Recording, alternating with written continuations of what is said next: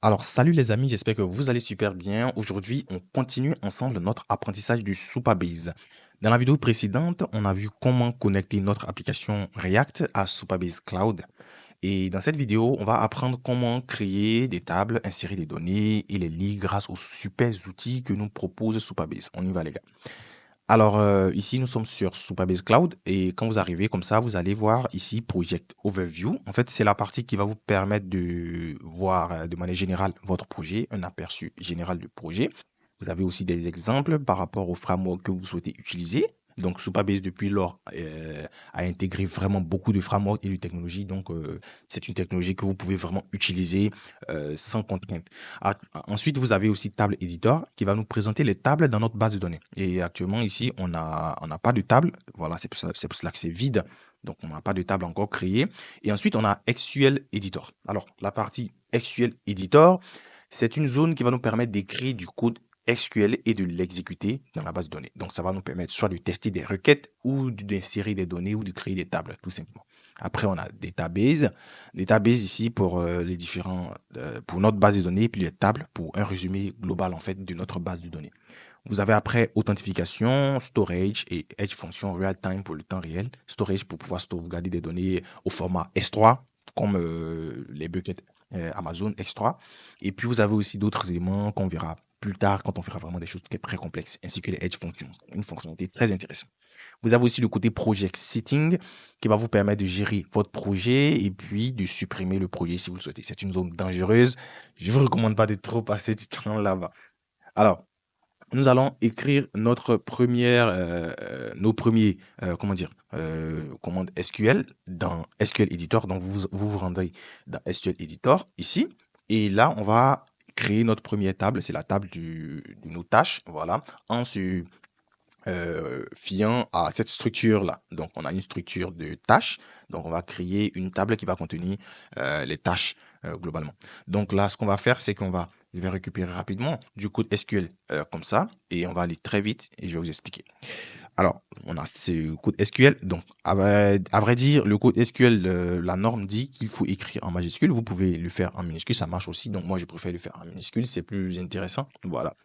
Donc, vous avez ici create table tâche. Ok, donc on a cette commande-là qui permet, donc on a cette table-là, donc on a cette commande-là qui permet au SQL de créer une table. Donc ça dit create table, donc créer une table du nom de tâche ici.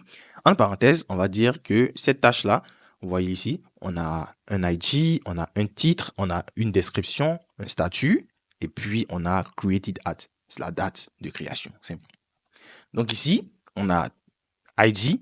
Et le type de cet ID-là, vu que c'est un nombre, on va dire que ça sera un big int qui sera generated by default. Donc, ça sera généré par défaut en tant que identité et clé primaire. Donc, ça va permettre d'identifier et ça sera la clé primaire qui pourra nous permettre de pouvoir relier la tâche à d'autres éléments plus tard si on veut le faire. Ensuite, on a titre qui sera de type texte qui ne sera pas nul. Donc, il faut créer forcément une tâche avec, comment dire, avec un nom, un titre, plus ou moins.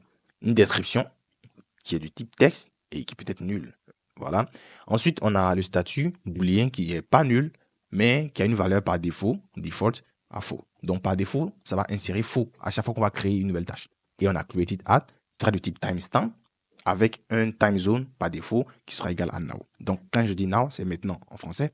Donc, quand on va cliquer sur créer une tâche, ça va ajouter le temps au moment où on est en train de créer la tâche. Vous voyez, c'est ça le now. Très bien. Donc, pour pouvoir simuler tout ça, d'abord, on va créer notre table. Donc, je fais run et automatiquement, ça va faire success, no row return. Donc, on a success, no row return. Ici, ça veut dire que tout s'est bien passé. Donc, si on revient ici dans tab editor, automatiquement, on a une tâche qui a été créée. Donc, cette tâche-là, elle est bien. Et on remarque qu'il y a un cadenas orange et que c'est marqué RLS.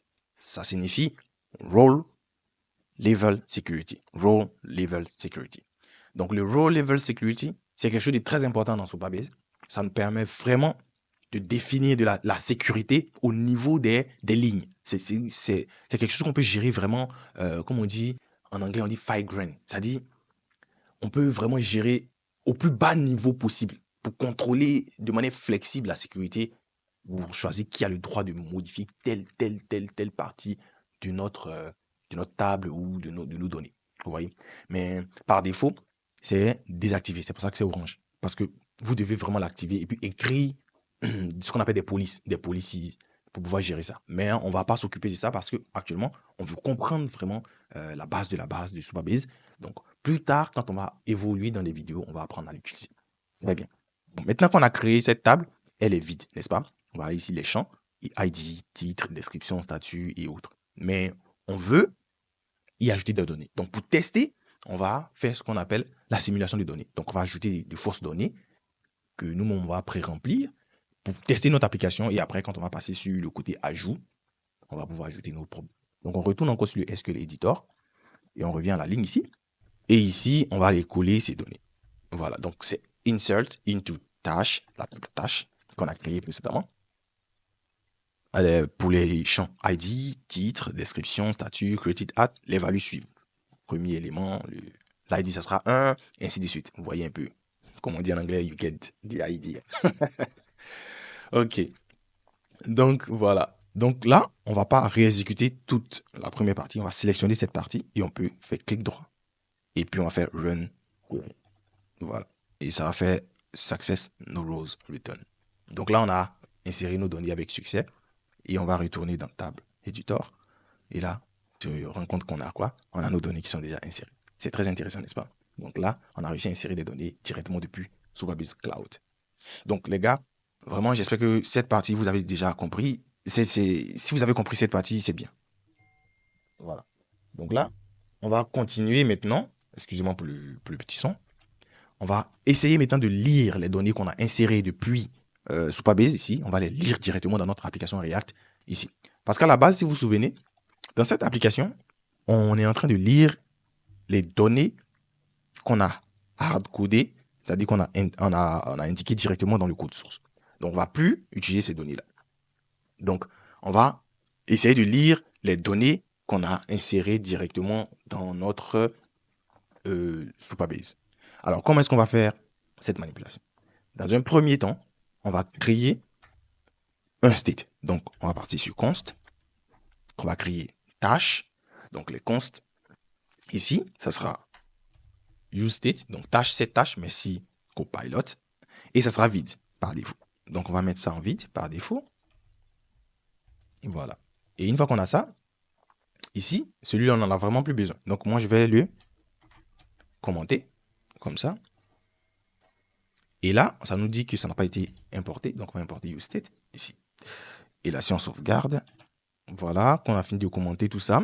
Et là, on remarque qu'il n'y a plus de tâches. Donc, on a un state de tâche vide. C'est le même state qui est utilisé ici. Donc, il n'y a plus rien qui est à l'intérieur parce qu'on a commenté les tâches qu'on avait hard-codées. Donc, ce qu'on va faire maintenant, c'est qu'on va essayer maintenant de lire les tâches qu'on a créées depuis Supabase Cloud ici. Donc, on a 2 tâches ici.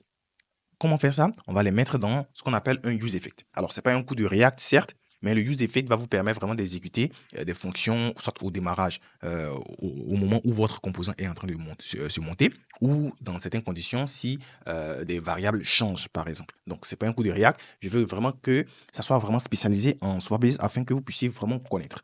Si vous ne maîtrisez pas trop le React, vraiment juste essayez de vous concentrer sur le Supabase parce que la compétence à avoir ici va être utilisée dans votre framework favori. Donc, c'est pour cela que je ne veux vraiment pas mettre le truc sur du React.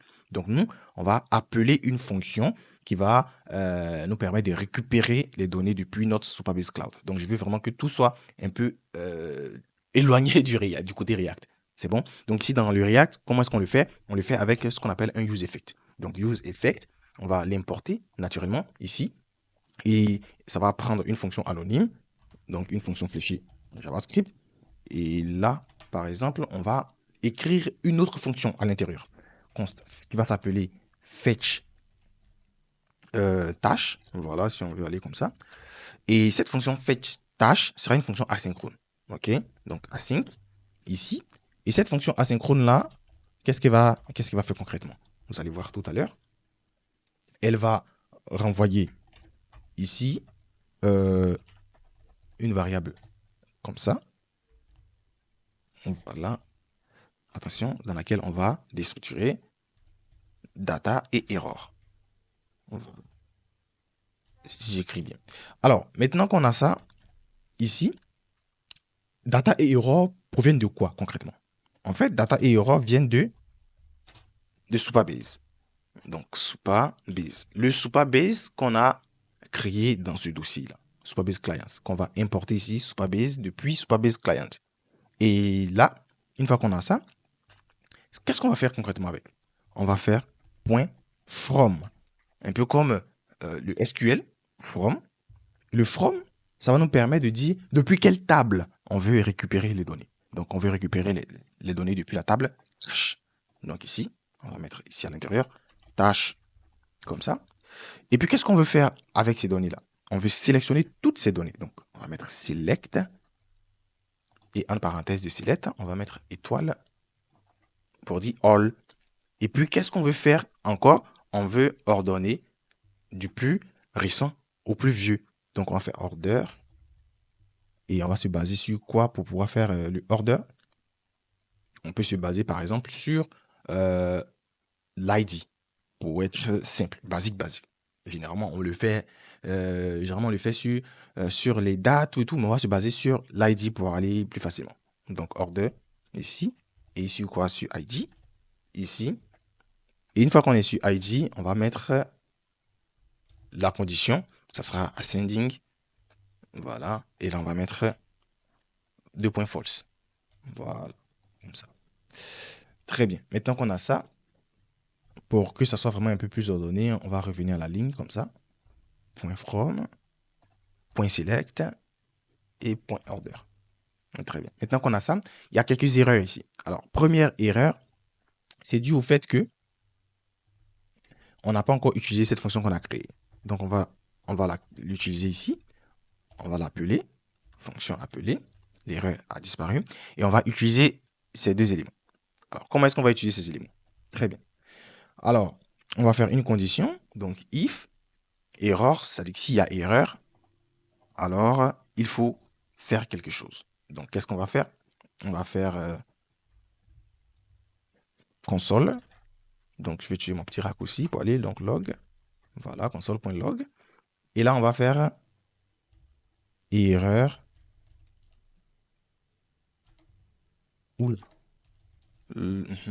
Lors de la récupération des tâches.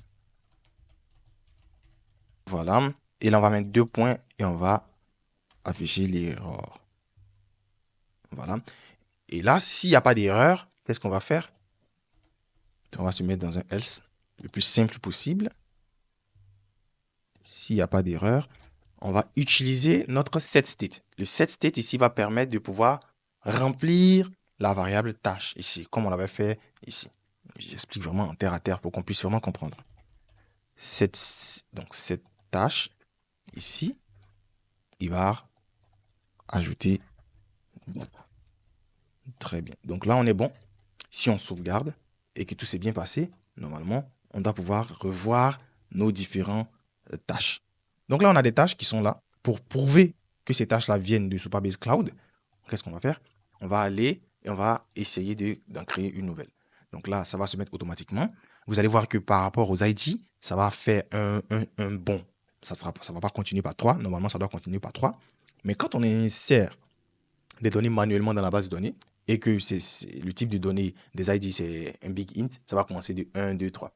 Donc, ce qui va faire que vous allez essayer d'entrer votre donnée manuellement ici. Ça va mettre erreur, duplication de la clé primaire. Donc, le fait, c'est d'essayer une fois, deux fois, et la troisième fois, ça va créer, puis ça va suivre. Je ne sais pas pourquoi ça fait ça.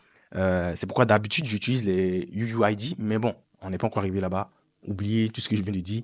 Si l'erreur se produit, essayez d'essayer plusieurs fois, vous allez voir que ça va vous trouver le bon, et puis ça va suivre. Donc ici, ça va continuer au niveau de 8, je crois, parce que j'ai fait plusieurs essais pour que ça puisse vraiment bien marcher. Donc on laisse ça automatiquement, puisque c'est généré automatiquement. On va faire le titre. Donc on va dire tâche depuis Supabase Cloud. Voilà. Une fois qu'on a ça, on va laisser ça à false. Et là, on va mettre description blabla, blabla. Une fois qu'on a ça, ici, created at, autant pour moi, c'est automatiquement. C'est le now. C'est au moment où j'appuie sur le bouton que ça va récupérer automatiquement la valeur du temps, la date. Je fais clic et automatiquement, on a été bien créé. Et comme je vous disais ici, 8, c'est loin, dis donc.